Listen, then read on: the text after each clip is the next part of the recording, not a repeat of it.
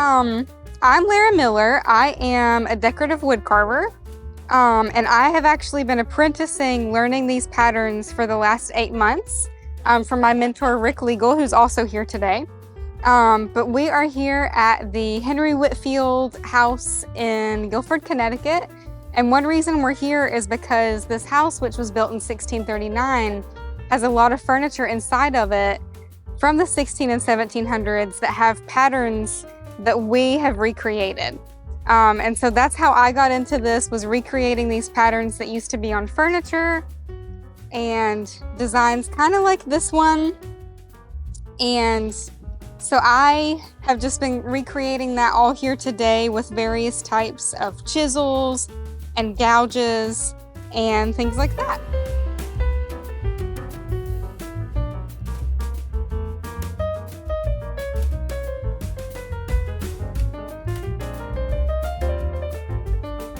Okay, my name is Rick Liegl. I live in South Windsor, Connecticut, and I'm a lifelong carver, woodworker.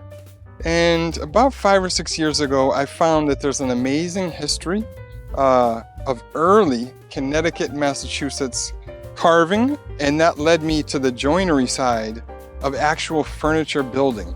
So the first 100 years is the period of time that I'm most interested in as an artisan, 1630 to 1730.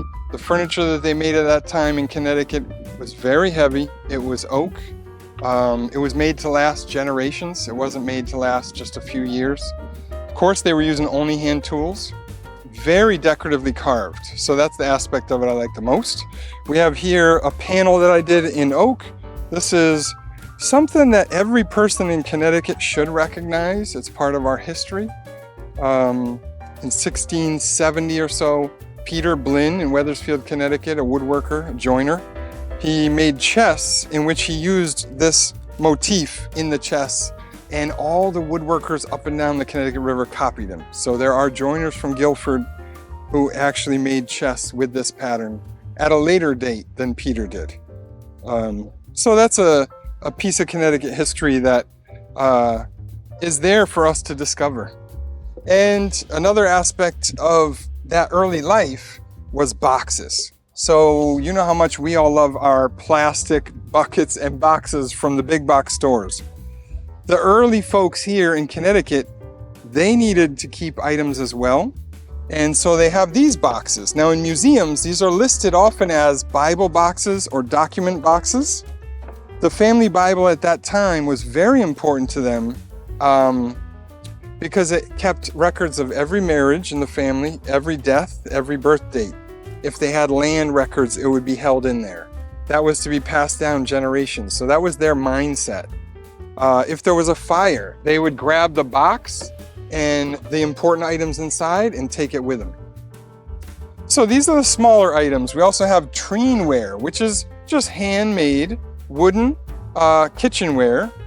So I make those as well, spoons and spatulas, and also bowls such like this. This is a cherry wood bowl, hand carved. Cherry is a great wood for treen because of the tight grain.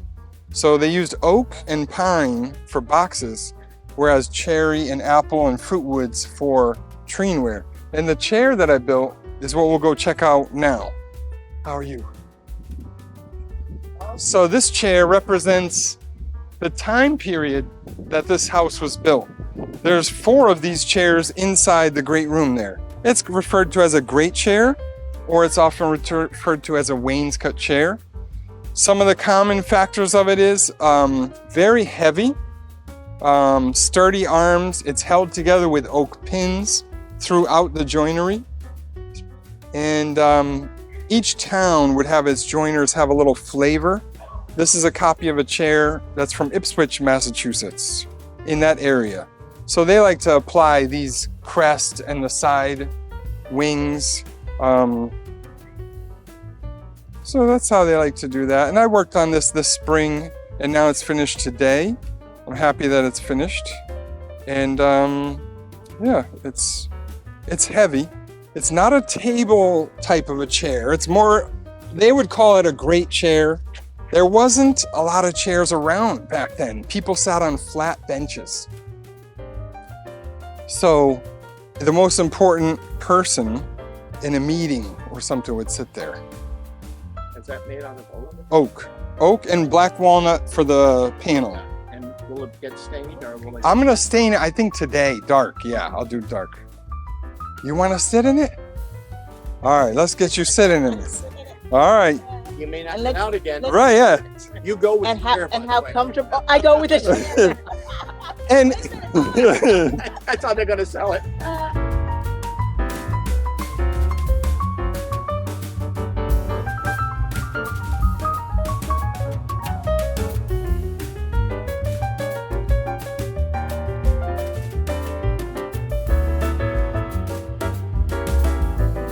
Hi, I'm Andrew. I'm the curator at the Eric Sloane Museum in Kent, Connecticut. And today we're here at the Henry Whitfield Museum talking about early American trades and crafts through the work of artist and author Eric Sloane. So during his career, he wrote and illustrated 38 books and is credited with about 10,000 works of art. A lot of those deal with early crafts and trades. His illustration style is very kinetic and informative. So what we try to do is bring the illustrations to life, and we've been giving people the opportunity to use antique tools to do some joinery and just get some hands-on experience today. Thank you. Where can people find you guys for more information? On social media, just as Eric Sloane Museum, or just Google Eric Sloane Museum and we're the first link.